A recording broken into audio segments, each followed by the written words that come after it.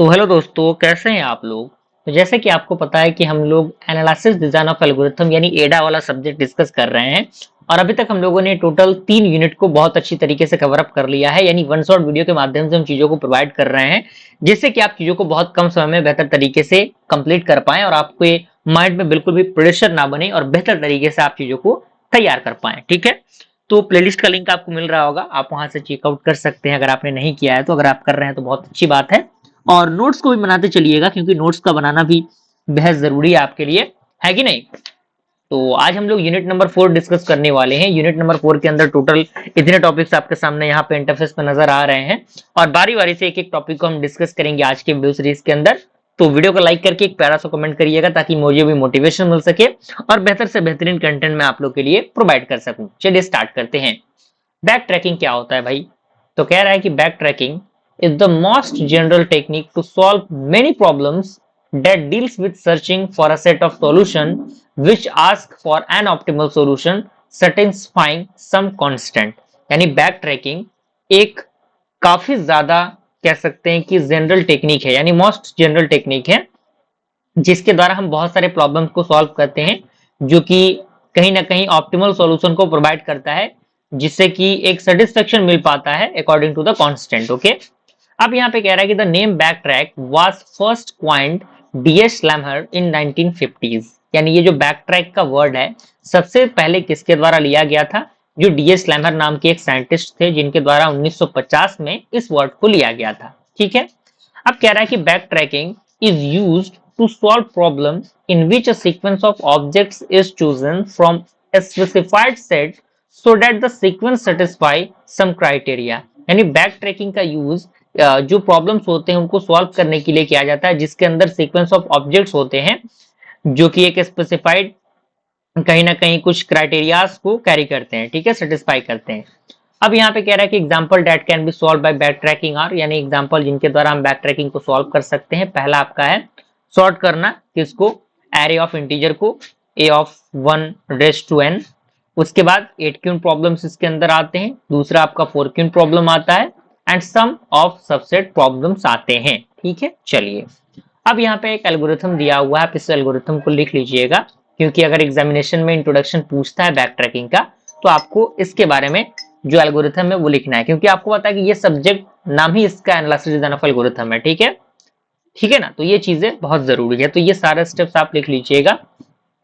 अब यहाँ पे 8 क्यून्स की हम बात करते हैं। तो चूंकि आपको पता है कि 8 क्यून्स बहुत इंटरेस्टिंग टॉपिक है, और ये चार्ट आपको बनाने रहते हैं 8 क्यून्स के अंदर। सिंपल सा आपके सामने Q1, सबसे पहले आपको Q1 यहाँ पे पुट करना है, Q2 आपका यहाँ पे पुट होगा 6 पोजीशन पे। उसके बाद Q3 आपका कहाँ पुट हो जाएगा, ये आपका थर्ड रो और 8 कॉलम के पास आपका ये पुट हो जाएगा।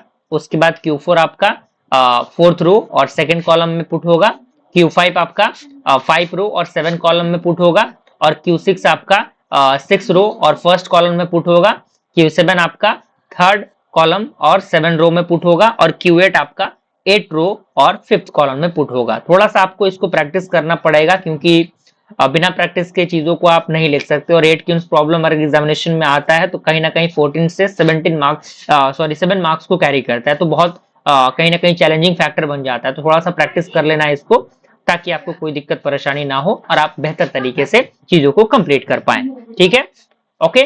यहाँ पे रो वाइज रिप्रेजेंटेशन कैसे करेंगे आप, पहला आपका पोजीशन दिया है, मैंने यहाँ पे लिख दिया है 4 6 2 7 1 3 5, यानी 4, उसके बाद 6, फिर 8, फिर 2, फिर 7, फिर 1, फिर 3, फिर 5।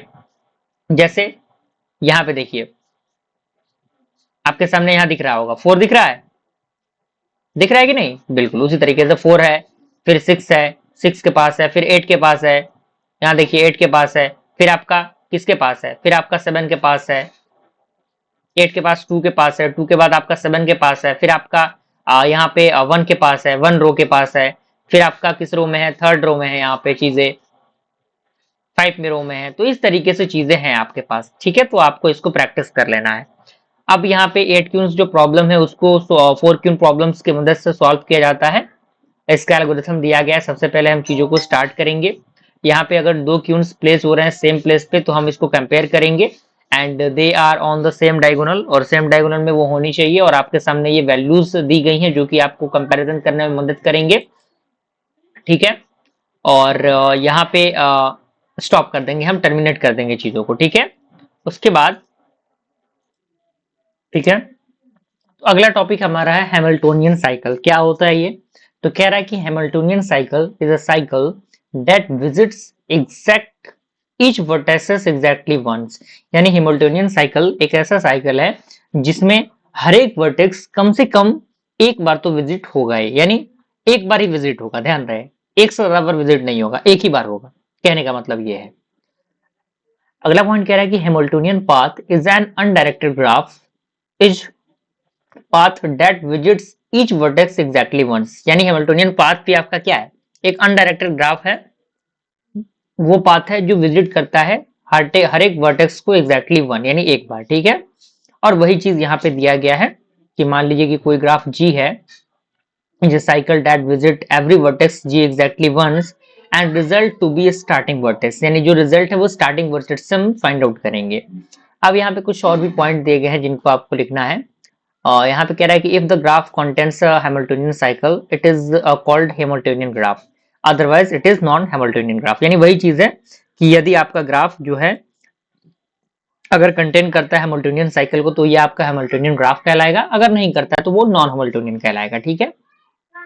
अब कह रहा है कि finding A Hamiltonian cycle in a graph is a well non NP complete problem. यानी जब हम हैमिल्टोनियन साइकिल को फाइंड आउट करते हैं ग्राफ के अंदर तो हमें एनपी कंप्लीट प्रॉब्लम के बारे में नॉलेज होना चाहिए, which mean that there is no knowledge, no non efficient algorithm to solve it for all types of graph, ठीक है। However it can be solve for small specific task of graph. यानी ये क्या होता है कि मतलब जो आपके small and specific type of graphs होते हैं उनको सॉल्व करने में मदद कर सकता है। एंड अगला पॉइंट कह रहा है कि the Hamiltonian cycle problem has practical applications in the various field. यानी जो हैमिल्टोनियन साइकिल है, जो प्रॉब्लम है उसको प्रैक्टिकल वे में बहुत सारी जगहों पे यूज किया जाता है, जैसे लॉजिस्टिक के अंदर, नेटवर्क डिजाइन के अंदर, कंप्यूटर साइंस के अंदर, इन सारी जगहों पे, ठीक है। जैसे यहाँ पे, तो यहाँ पे आप देखिए एक एग्जांपल दिया है, इनपुट आपका ग्राफ दिया हुआ है आपके सामने 0 1 2 3 4 दिया है, तो हमें आउटपुट आपके सामने 0 1 2 4 3 0, यानी 0 उसके बाद 1, फिर यहाँ पे 2, 2 के बाद 4, 4 के बाद 3, 3 के बाद 0। तो ये आपके सामने आउटपुट का फॉर्मेशन आपको दिख रहा होगा, ठीक है। यहाँ पे ये आप देखिए, आप इस तरीके से अगर चीजों को लेके चलेंगे तो इनपुट आपका फॉर्मेशन ये होगा, तो आउटपुट सॉल्यूशन जो होगा वो एग्जिस्ट नहीं करेगा, ठीक है। तो इस तरीके से थोड़ा सा चीजों को आपको प्रैक्टिस कर लेना है। अगला हमारा आता है ग्राफ कलरिंग। नाम से आपको पता लग रहा है ग्राफ को कलर करने का जो प्रोसेस होता है वही ग्राफ कलरिंग कहलाता है, ठीक है। लेकिन हम टेक्निकल डेफिनेशन देख लेते हैं। कह रहा है graph colouring refers to the problem of colouring vertices of a graph in such a way that no two adjacent vertices have the same colour. यानी जो आपका ग्राफ कलरिंग है वो एक प्रॉब्लम है जो कि ग्राफ के जो जो कलरिंग वर्टिसेस हैं ग्राफ के अंदर उनको करने में मदद करता है, कहीं ना कहीं प्रॉब्लम क्रिएट करता है। यानी उसमें ध्यान देने वाली चीजें होती हैं, यानी जो दो वर्टिसेस हैं एडजेसेंट वर्टिसेस, अब वहां पे कह सकते हैं कि उनका कलर सेम नहीं होना चाहिए, ठीक है। तो this is called the vertex colouring problem. तो ये आपका वर्टेक्स कलरिंग प्रॉब्लम कहलाता है। And if colouring is done using at most M colour, यानी मान लीजिए कि अगर ज्यादा से ज्यादा एम कलर के अकॉर्डिंग जो कलरिंग है वो डन हो गया तो ये कहलाएगा एम कलरिंग, ठीक है। जैसे आप यहाँ पे देख सकते हैं ग्राफ आपको दिख रहा होगा, ये आपका ग्रीन कलर में है, ये रेड कलर में है, ये आपका व्हाइट है, ये रेड है, फिर ये ग्रीन है, फिर ये रेड है, फिर ये ग्रीन है, फिर ये व्हाइट है, फिर ग्रीन है, व्हाइट है। तो यानी कहीं ना कहीं अलग अलग कलर आपके सामने होनी चाहिए, ठीक है। यहाँ पे आपका एक क्रोमेटिक नंबर होता है, अगर तीन अलग अलग कलर हैं तो क्रोमेटिक नंबर 3 हो जाएगा, अगर टू सेम कलर है तो आपका क्रोमेटिक नंबर 2 हो जाएगा। यहाँ पे देखिए कौन सा अलग अलग कलर है, 1 2 3 और एक यही, यानी एक है, दो है और तीन है, यानी तीन ही अलग अलग कलर है तो क्रोमेटिक नंबर 3 हो जाएगा। यहाँ पे अलग अलग कलर आपके कितने हैं, 2 हैं, तो आपका क्रोमेटिक नंबर 2 ही होगा, ठीक है। तो आई होप आपको एक क्रोमेटिक जो नंबर है उसका टर्म भी समझ में आ गया होगा कि किस तरीके से क्रोमेटिक नंबर को हम लोग फाइंड आउट करेंगे, क्या आपका प्रोसेस होगा। अब हमारा आता है ब्रांच एंड बाउंड मेथड। क्या होता है भाई? तो यहाँ पे कह रहा है कि branch and bound method algorithms are used to find the optimal solution for combinatorial discrete and general mathematical optimization problem। यानी जो आपका ब्रांच एंड बाउंड एल्गोरिथम है उनका हम यूज करते हैं फाइंड करने के लिए ऑप्टिमल सॉल्यूशन को, किसके लिए भाई? जो आपका combinatorial discrete and general mathematical optimisation problem होता है उसके लिए, ठीक है। अगला पॉइंट कह रहा है कि branch and bound algorithm provide an optimal solution to an NP hard problem by exploring the entire search space. यानी जो ब्राउन एंड बाउंड एल्गोरिथम है वो एक ऑप्टिमल सॉल्यूशन को प्रोवाइड करता है एनपी हार्ड प्रॉब्लम्स के लिए, किसके द्वारा? Bye exploring the entire search space के द्वारा, ठीक है। अब कह रहा है कि through the exploration of the entire search space, यानी जो आपका एक्सप्लोरेशन होता है जिसमें हम इंटायर यानी हर एक सर्च स्पेस को क्या करते हैं, अप्लाई करते हैं, तो जो ब्राउन एंड जो आपका ब्रांच एंड बाउंड एल्गोरिथम है वो आइडेंटिफाइंग करता है जो भी आपके पॉसिबल कैंडिडेट्स होते हैं उस स्पेसिफिक सॉल्यूशन के लिए स्टेप बाय स्टेप, ठीक है। चलिए यहाँ पे आप देखिए ब्रांच एंड बाउंड मेथड का आपके सामने पूरा प्रोसेस दिख रहा होगा, आपके सामने ए बी और कुछ फॉर्मेशन यहाँ पे दिख रहा होगा और इसके वेट्स दिए गए हैं। जो रेड नोट है वो इग्नोर होगा क्योंकि जो आपका इनफिजिबल सॉल्यूशन है वो थ्रो दैम होगा। यहाँ पे नैपसैक की कैपेसिटी दी गई है 10 और नैपसैक प्रॉब्लम के अकॉर्डिंग ये चीजें काम करती है, ठीक है ना। तो नैपसैक प्रॉब्लम अगर आपने नहीं देखा है तो ये चीज आपको समझ में नहीं आएंगे, तो नैपसैक प्रॉब्लम को जरूर देख लेना है आपको जाके, हमारे यूनिट नंबर सेकंड के अंदर भी है, थर्ड के अंदर भी है, ठीक है। तो उनको आपको अच्छी तरीके से जाके देख लेना है।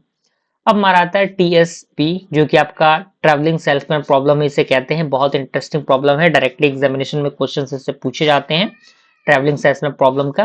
तो कह रहा है कि travelling salesman problem is an algorithm problem tasked with finding the shortest route between a set of points and location that must be visited। यानी जो आपका ट्रेवलिंग सेल्समैन प्रॉब्लम है एक प्रकार का एल्गोरिथम प्रॉब्लम है जो फाइंड करता है शॉर्टेस्ट रूट को, किनके शॉर्टेस्ट रूट को भाई, जो भी आपके सेट ऑफ पॉइंट्स और जो लोकेशंस होते हैं जो विजिटेड हो गए हैं, यानी आप आसान भाषा में समझिए सोर्स टू डेस्टिनेशन जो शॉर्टेस्ट पार्ट होता है उसको फाइंड आउट करने में मदद करता है ये, ठीक है। एग्जांपल के द्वारा हम समझेंगे। आपके सामने ये एग्जांपल दिया हुआ था 1 2 3 4 का, तो हम क्या करेंगे वर्टिकली और हॉरिजॉन्टली 1 2 3 4 लिख लेंगे, लिख लिया हमने। अब हम देखेंगे 1 से 1 की कनेक्टिविटी कुछ है तो नहीं है तो 0 लिख देंगे। 1 से डायरेक्ट कहाँ कहाँ जा पा रहा है, तो 1 से आपका 2 जा पा रहा है, यहाँ पे हमने इसका वेट नहीं लिखा, आई थिंक यहाँ पे वेट मिस हो गया है। तो यहाँ से 1 के 2 के लिए डायरेक्ट 10th है, उसके बाद 1 से 3 के लिए 15 है, 1 से 4 के लिए आपका 20 है। इस तरीके से 2 के 1 के लिए 2 से 1 के लिए आपका 5 है, 2 से 2 के लिए 0 है, 2 से 3 के लिए 25 है और 2 से आपका 4 के लिए 10 है।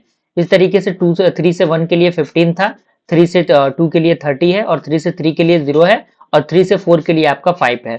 इसी तरीके से 5 के 1 की हम बात करें तो 15 और 5 से 2 की बात करें तो 4 से 2 की बात करें तो 10 और 4 से 3 की बात करें तो 20 और 4 से 4 की बात करें तो आपका 0 वैल्यू, ठीक है। तो ये वेट्स को आपको लिख लेना है, तो ये आपके सामने दिख रहा होगा जो इस तरीके से हम इस चीजों को फाइंड आउट करेंगे, ठीक है ना।